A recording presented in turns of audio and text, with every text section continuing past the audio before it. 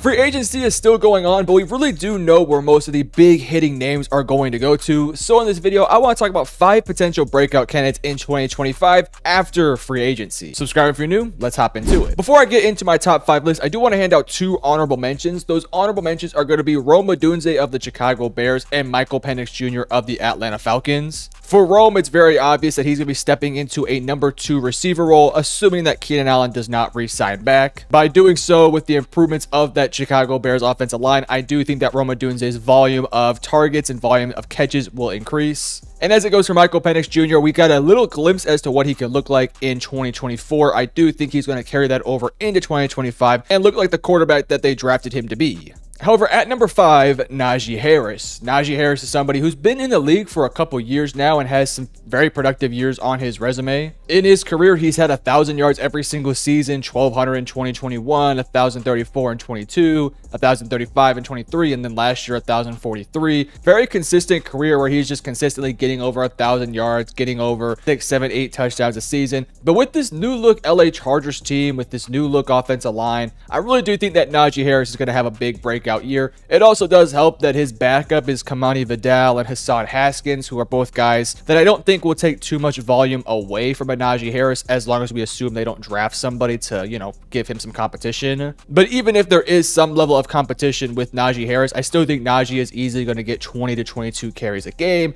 And you're looking at this offensive line, and dude, it's just straight up disgusting. As you can see here, this is the Chargers offensive line here. You got Rashawn Slater at left tackle, Zion Johnson at left guard, Bradley Bozeman at center. They recently brought in Mekhi Becton, and then their right tackle is going to be Joe Alt. I don't know why they have Tyler McClellan there, but yeah, Joe Alt will be the right tackle. That is a big, beefy, strong offensive line that's going to be physical, push you around, get some space for Najee Harris to run through. And this is likely going to be the best offensive line that Najee Harris has ever been with. You look at the Pittsburgh Steelers these past few years, they've had some good pieces on the offensive line, but the offensive line has never felt like a true, complete unit. Nothing even sort of close to what this LA Chargers team. Plus, you also look at the scheme that he's going to. The Steelers are a run-first identity team. They want to run the ball down your throat. They want to do this and that, but they never were really successful with Najee Harris because they didn't have the offensive line, nor do I think they ever had the offensive personnel, nor the offensive coordinator to actually get the job done. But the good news for Najee Harris is he's going into a system that is very structured. You have Harbaugh, who knows what he's running. You have the offensive coordinator who knows what he's doing. You have this big, physical, strong offensive line, and this is going to be a team that wants to run the football. Via teamrankings.com, you can see some of the rushing statistics that this team had last year. The LA Chargers offense ran the ball on 44.91% of plays, averaged 4 yards a rush, 26.7 rushes per game, 107.3 yards per game, and 0.9 touchdowns per game. I do think it's important that we give context to those numbers. J.K. Dobbins did miss significant time last year, so there is a chance that those numbers could have even been higher if J.K. played the entire season. But you can sort of get the gist there. This is a Chargers team that wants to run the ball, and even in a season where J.K. wasn't necessarily the most productive back on every single down, I mean, they averaged 4 yards a rush. Again, not to put all that on J.K. Dobbins. There was other guys running the football too, but as a team, they really weren't the most efficient offense running the football. Yet despite that, they still want to pound the rock because that is their identity. So you look at somebody like Najee Harris, who in the past hasn't always necessarily been the most efficient guy. In his first year, he only averaged 3.9 yards a carry. His second year, 3.8. These last 2 years, 4.1 and 4.0. So we're not talking about somebody with insane efficiency, but again, I want to put that a lot more towards the scheme, system, offensive line, more so than Najee Harris. Now he's heading into a system with a really good offensive line, a head coach who knows what he's doing, a head coach that has a simple identity of running the football, and hey, you're playing behind some absolute dogs in Mekhi Becton and Joe Alt and Rashawn Slater. So I think for Najee Harris, you're heading to a team that's going to open up a lot of big-time running lanes for you to run through. He's not necessarily a burner, so I don't expect too many like 50-yard runs like Saquon Barkley or anything like that, but I could easily see Najee Harris having a big career-like year. Number 4, Kool-Aid McKinstry. Man, you look at the secondary for the New Orleans Saints, and boy, it's really not good. Now, this team is going to be relying on Kool-Aid McKinstry to make a lot of big times plays. You look at their secondary right now, you have Kool-Aid McKinstry, Alontae Taylor, Isaac Yiadom, and that's really it. Now, Isaac Yiadom, I believe, was a San Francisco 49er last year, and at times he showed some flashes throughout his time there, but I don't know if I'd never really say that he should be your starting cornerback one. So therefore, Kool-Aid McKinstry is going to have to kind of step into that role next year, and I don't know if he's quite yet ready for it because we really haven't seen Kool-Aid McKinstry play too much because he dealt with injuries last year. I mean, he's only 22 years of age. When we did get to see him last year, he had a 67.1 coverage grade, a 55.9 run defense grade, an overall grade of 66.1. No interceptions, but 31 solo tackles and only allowed 33 receptions. Again, on limited snaps, he only played 680 snaps last year. So it's kind of a toss-up in the air to kind of see what this version of Kool-Aid McKinstry is going to be. But you have a new head coach in there, and of course, Kellen Moore. You have a new system going on. I don't necessarily think that changes the responsibilities of Kool-Aid McKinstry or really necessarily changes the way he's going to play, but it is important to add that sort of context. But you lose Paulson Adebo to free agency. You haven't replaced him yet. Again, Alontae Taylor is your second cornerback on the roster, and spoiler alert, Alontae Taylor didn't have the greatest 2024 season. I believe he led the league in yards allowed. He had like a 30 or really low PFF grade in like the 30s or 40s. Compare that to Kool-Aid McKinstry, who is a rookie and came in there with a lot of hype. There was some first round buzz going on with him when he came out of Alabama. And I think you're in a situation now where the Saints are kind of desperate for people who can just start for them in the secondary right now. And I think you're going to have to see a guy like Kool-Aid McKinstry play incredibly well in his second year. Now, if you do want to look on somewhat of the bright side here, their safety duo of Justin Reed and Tyrann Mathieu is just straight up disgusting. Like that unit, both those players are fantastic players. Tyrann Mathieu is definitely towards the back end of his career, and you can sort of see flashes of that, but I still think he's a quality player. And then, of course, Justin Reed is in the prime of his career playing his best football. So at the bare minimum, you do feel happy with your safety duo, but your cornerback, I guess trio of Kool-Aid, Alontae, and Isaac Yiadom, there's a lot of concerns with. Now, again, they could potentially draft a cornerback in this year's draft, whether it's a Jahdae Barron or a Will Johnson or a Maxwell Hairston, somebody like that. I think all those players could make some sense to pair next to Kool-Aid McKinstry because, again, I don't think you really want to go up there with Alontae Taylor next year. I mean, unless you think that he can develop to become something. But they're going to be asking Kool-Aid McKinstry to take a big step forward. This is somebody who came out of, again, Alabama, extremely hyped up, a lot of first-round buzz, falls to the second round, and played pretty well in his first year. And I think in his second year, they're going to need a bit of a breakout season from him, whether it's creating turnovers, being locked down in coverage. Like, they're going to need Kool-Aid McKinstry to become that guy. We'll have to wait and see if he can. I think he can. But again, we'll have to wait and see if he ultimately can be that guy. Number 3, Jackson Smith-Njigba. Now, JSN last year had a really solid year. On the year, he had 1,130 yards, 6 touchdowns, and looked a lot better than he did in his rookie season where he only had 628 yards. And I think you're starting to see the progression from JSN that you really want to see. Again, he's somebody who can play on the slot, can play on the outside. And now that you've gotten rid of DK Metcalf and you just brought in Cooper Kupp last night, you pair them with Sam Darnold and what looks to be a pretty good running game with Charbonnet and Walker. And I do think that this is a recipe for JSN to be the go-to guy for your new quarterback in Sam Darnold. Now, I think the conversation then becomes, is Darnold an upgrade over Geno Smith? And to be honest with you, I wouldn't say it's necessarily an upgrade, but I also wouldn't necessarily say it's a downgrade either. I think both players are good players. I do think Geno Smith is a better player, so I guess if you want to call it a downgrade in that sense, then maybe.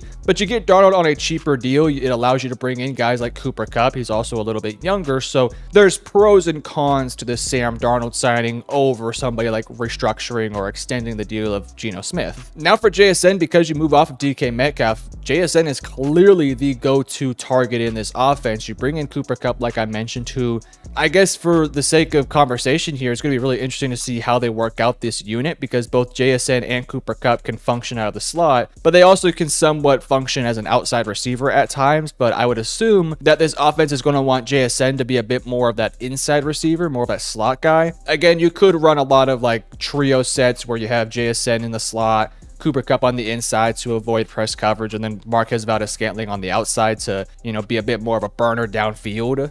So there are certain ways that you can overcome maybe the limitations of both Kupp and Njigba as outside wide receivers. They're definitely going to have to figure that out. But with the addition of Marquez Valdes-Scantling, who last year had a really good year with the Saints, obviously comes to Seattle, follows his offensive coordinator, and I think it's going to follow a very similar season from what he had last year, where this is somebody who's going to make a lot of big plays downfield. He's going to stretch the field vertically, create space for Cooper Kupp and JSN, and allow those guys to dominate underneath. It's really going to put a lot of pressure on defenses to have multiple defenders in the underneath routes, but then you have somebody like Marquez Valdes-Scantling, who's a burner that can run downfield and create big-time plays, and now you're in a situation where you have to cover a lot of ground underneath with two guys who really know how to get separation, and you also have to go deep and you have to cover somebody like a Scantling who is extremely fast and extremely crafty. You also throw in there a Jake Bobo and the potential for another draft pick this year, like a potential Matthew Golden. And I think you're looking at these weapons for Sam Darnold, and I think it's really solid for him.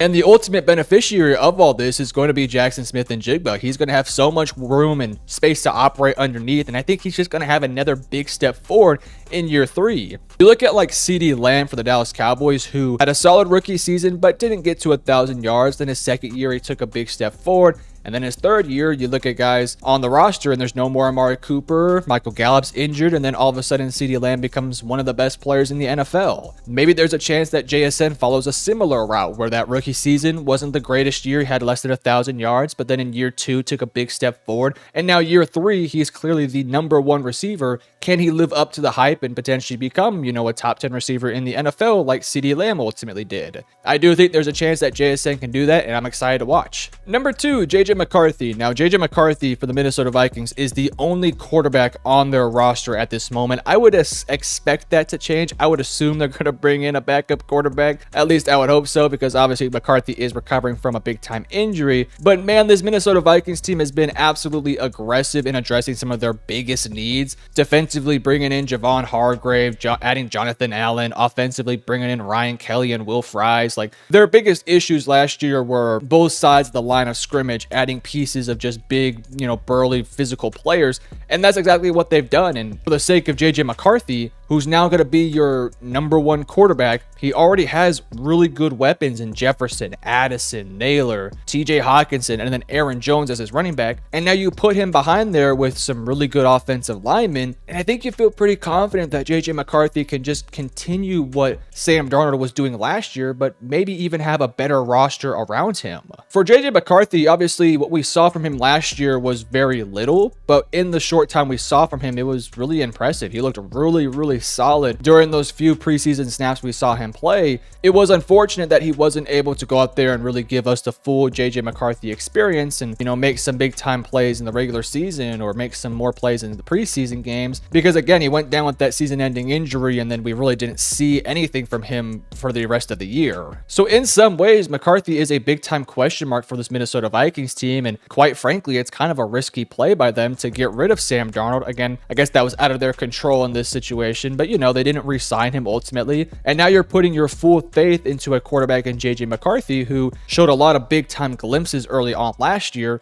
But again, there's always the conversation point of, was it just a fluke? Because you've seen quarterbacks go out there and have great games, and then all of a sudden they look terrible for the rest of the season. And this is a Minnesota team that's trying to compete right away. Like, they are making winning now moves, and McCarthy's going to have to be the catalyst of this offense. Again, he's in an offense that I think has a great play caller, has great personnel. I think the line of scrimmage is now going to be really solid for him. I think he's going to have a good pocket. So ultimately, it's going to come down to JJ McCarthy. Can he make it or can he break it? Obviously, he's going to get several years and several cracks this thing. It's not like he's going to be a one-year guy and then all of a sudden Minnesota's going to look for their future, because their roster is good enough to win now, but it's also good enough to win 2 to 3 years from now too. Like, it's a fairly young roster with a lot of continuing to flourish pieces. So for JJ McCarthy, the big thing is you want to have a nice year 2, really get your feet underneath you, understand defenses, make some big time plays, but also make a couple mistakes here and there. And then in year 3, year 4, when he's actually, fully adjusted to the game, fully back to full health, that's really where you're hoping for him to take those next steps. But for the sake of the Minnesota Vikings, I do think that JJ McCarthy could easily become one of their biggest breakout players. You have a good offensive line. They've been aggressive in addressing their needs. You have several great offensive weapons like Jefferson and Hawkinson and so on and so forth. So for JJ McCarthy, it just comes down to you. You have all the tools, you have all the pieces, you have all the coaches that you could ever want. Now you just got to get the job done. And I think ultimately I think he will. It just kind of comes down to, can he stay healthy and can he take those proper steps forward? And I think he will. But number 1, Caleb Williams. Now, Caleb Williams in his rookie year was definitely up and down. There were some good flashes here and there, but it was a little bit inconsistent, more than what you would like, especially from the number 1 overall pick. But again, you look at what was surrounding him. He had the worst coaching staff in the NFL, at least worst head coach in the NFL. He also had an awful offensive line. And it just looked like everything was kind of being put in a situation where Caleb Williams was not going to be successful. But then you bring in Ben Johnson, and then Ben Johnson brings in his staff, and then you you look at some of the moves they've made this offseason, especially along the offensive line, bringing in Pro Bowl, All-Pro Joe Thuney, bringing in a superstar in Drew Dowman, and bringing in a solid guy in Jonah Jackson, who, when healthy, is a great guard. Pair that with the developing Darno, right? You pair that with a solid left tackle in Braxton Jones. Oh, and by the way, defensively, you also bring in Dayo Odeyingbo, who I think is a fantastic player. And now Roma Dunze takes a potential step forward in year 2. And you're starting to see the pieces come together for what could be a breakout season for Caleb Williams. The pieces are there. The system is there. You're going to have a team that's going to run the football effectively. They're going to do a lot of heavy play action. They're going to put Caleb Williams in situations where he can ultimately succeed. So it all just kind of comes down to, is Caleb Williams the guy? Can Caleb Williams go out there and make the plays necessary? Because he's going to have guys open. He's going to have a good system around him. He's going to have good players around him. Just comes down to, can Caleb Williams actually play like he was drafted to be? So in that sense, if we assume the best for this roster, if we assume the offensive line gels, if we assume Roma Dunze takes a step forward, if we assume that Ben Johnson works as a head coach and that they have a great draft, this Bears team is looking like a roster that seriously wants to compete for playoff spots like immediately. It's just going to come down to, again, can Caleb Williams take this team to the playoffs? Can he elevate his game and elevate this roster and get this team to the promised land where they've wanted to go for the past couple of years? And I think this is probably their best shot at it that they've had in quite a long time. Caleb Williams is in for hopefully a big breakout season. He has the pieces around him. He has the defense. He has the coach. He has the offense just on the shoulders of Caleb Williams. Is the pressure going to be too much? Is he going to crack? Or Caleb Williams look like USC Caleb Williams, or maybe even just Oklahoma Caleb Williams? You guys let me know in the comments section below.